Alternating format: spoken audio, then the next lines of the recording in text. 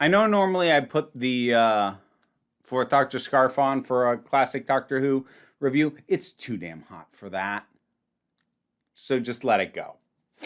Classic Doctor Who review time. First Doctor story, and it's my first time taking in a First Doctor animated recreation. So we're looking at Galaxy 4. I knew literally nothing about this. Not a dang thing.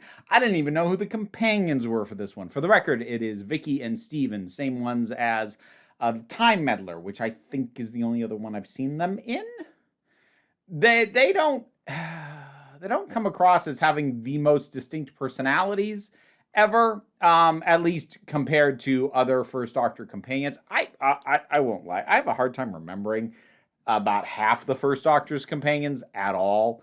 But anyways, this is, as I said, it's an animated recreation. So this is one of the ones that was lost media, but we still had surviving audio from, so they were able to put this together, which the general sense I get is probably pretty true to the original. I did check some of the surviving still photographs from the original, and even some stuff that I'm like, I bet they like went their own direction with that. Like, no, actually, that is more or less what the original was like. Like, it probably looks a little bit better in animation because it's not a wobbly set. But like, no, actually, they didn't redesign that.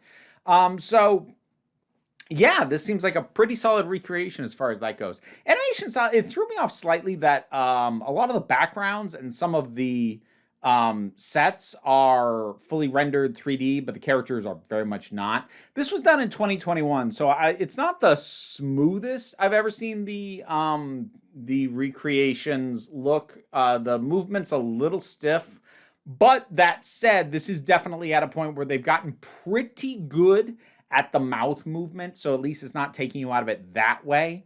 So I'd say they overall manage this pretty well. That's about all I'm going to say for the visual presentation. What about the story? Well, it just starts with the Doctor, Vicky, and Steven just landing on a planet and going, boy, seems awfully quiet here. And finding out pretty soon after, not so much.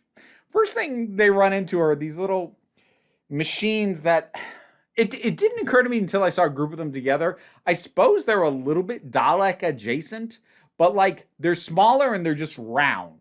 Like they're metal, but they have a shape that makes you think you could squish it.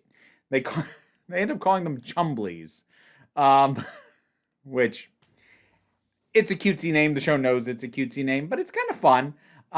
They run into one of these and they don't know what it's doing. And obviously they're a bit afraid of it. And then a couple of women with guns show up to rescue them and take them back to their leader. And these soldier women, the Drahvin is the species name. The soldiers are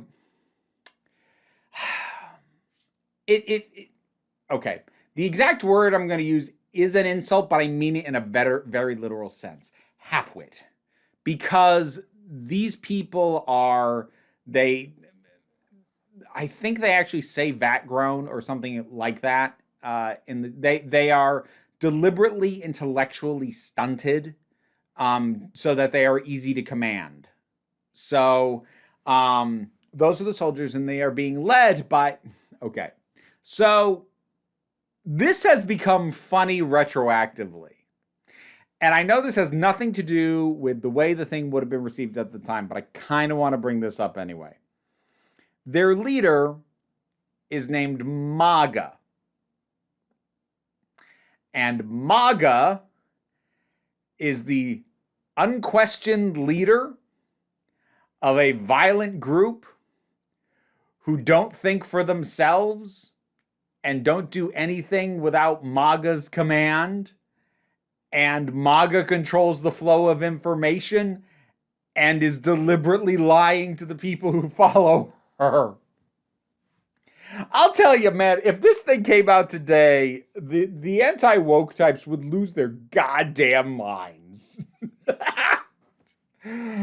Oh, anyway, so Maga here's what I like. There are going to be like some spoilers. I'm going to try and keep them relatively light and non-specific as best I can. But there will be some. Overall, this was pretty good, actually. Which is odd, again, because like I almost never hear about this thing. Which I guess means that it couldn't have been too bad, because when an episode of Doctor Who, especially classic, is particularly notorious, yeah, I've heard of it. I hadn't really heard much about this one. Actually, can I be honest? The name Galaxy 4 made me think that like it was meant to be like a broadcast ident, like BBC 2. It's not. Galaxy 4 is just where the Drahvins come from, or at least is where they say they come from. But what we have on the surface, if I were to completely break down the story, is a story of the first people who our heroes run into, seeming to have their best interests at heart and claiming, oh, these monsters that we're fighting, they are evil and wicked, and then finding out, no, actually, it's kind of the other way around. That's not really that big of a spoiler, partially because it doesn't lean into that idea as hard as you might think, given the time. Like, this is a very tired idea at this point. The 60s, a little less so. It certainly wasn't a new idea in the 60s, but like, not quite as tired as far as tropes go. But the thing is, Maga right from the back is like, you don't seem particularly trustworthy. Like, Vicky doesn't trust her at all. And I was afraid that was going to lead into like a catty, oh, women can't get along kind of thing, especially given that initially Steven is very much like, oh, well, hello there. Don't you look lovely? And I'm like, dude, they have guns. Will you stop? Thankfully, both those aspects drop off pretty quick, and pretty much all of them end up being suspicious of Maga. And another thing that I was surprised was, okay, well, actually, the thing that I wasn't surprised by happened first, which was that Steven and the Doctor go up, but Maga insists that at least one of them stay with Drahvin, so Vicky stays behind. I'm like, yes, of course, the dudes are sent out to do action and investigation, and Vicky stays behind. The thing is, the very next episode, they come back, and when it comes time to go out again, they swap party members, and Vicky goes out. So I'm like, oh, it's not just an issue of keeping the girl out of the action. And Vic, I'm actually kind of impressed with Vicky in this. She holds her own in this. She comes up with some clever ideas, helps the Doctor focus on the right aspects a few times, and displays wonderful empathy.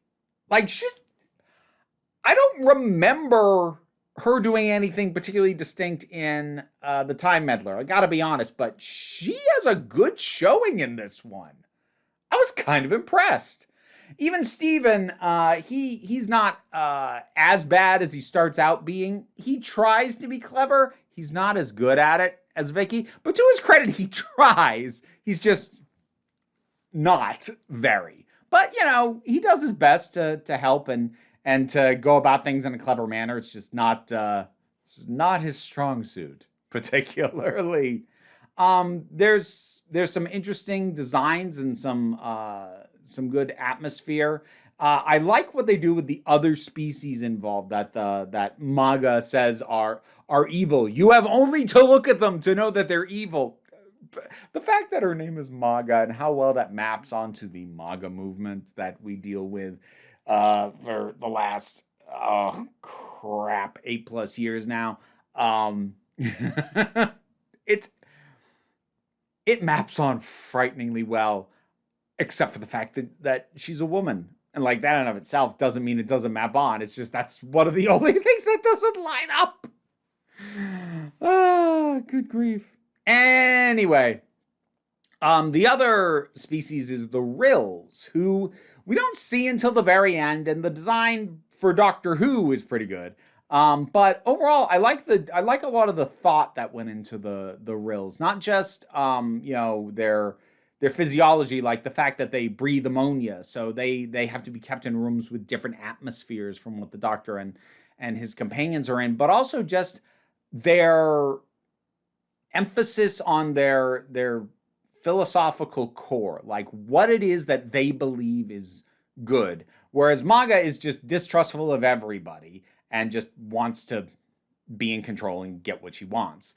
The Rills are much more like the Rills have far superior technology, but they don't want to use it violently. So it's just an interesting contrast. It's also nice to see the Doctor really put his foot down about not taking deadly action in this, direct deadly action. That's not to say that, bad things don't happen to some of the people who stand against him, but it's nice seeing that get planted so firmly this early in the Doctor's run. And I mean, I know this is his last season, so it's not like early in this particular Doctor's run, but I mean like in the history of Doctor Who overall. It's nice. It's good. And yeah, that's kind of the thing overall. This is actually, I think, one of the more solid animated recreations, and not because of the animation, because it's just a good, solid story. It's not amazing. It's not a showstopper, but it moves in not completely shocking, but interesting enough directions as it goes along. It keeps a good pace, good showing for at least one of the companions, and the other one, while he doesn't really acquit himself especially well in the proceedings, he's not boring to watch. Doctor does his thing. You know what? It occurred to me watching this. If I were to describe the first Doctor to someone who knew nothing about Doctor Who but did know Star Trek, especially at this point in his final season, I would describe him as imagine if Spock and McCoy were the same person. Like that switching between, grumpiness and scolding to this ooh, fascinating, ooh, science, ooh, what can I learn? It's a fun balance. So he's in pretty good form. I'm not sure it's necessarily a showpiece for the first Doctor, but he's doing well. Neat enough ideas. Again, not amazing, but this is pretty solid work. I like it. I'd be down for the Rills to come back at some point. Sure, why not? I'm gonna start dropping that when people go back to asking me what's a classic era species that hasn't come back yet that you want to see. I'm gonna start saying the Rills and see how many confused looks I get. In any case, Galaxy 4. Have you seen it? What do you think about it? Whatever your thoughts are, drop something down in the comments. Let's talk about it. Patreon pays the bills, enables me to do this as my living, even if you can't help me out that way. Like, share, subscribe. Those are all of assistance as well. Don't worry too much about it, though. We take a relaxed attitude around here, so you can just come on back next time you need a break.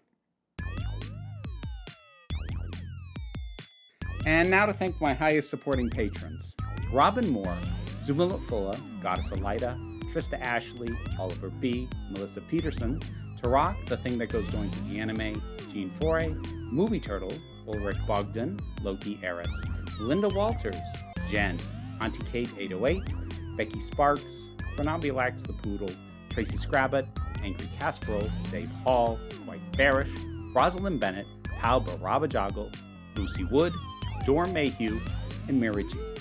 Thank you for your support, and consider supporting me as well on Patreon.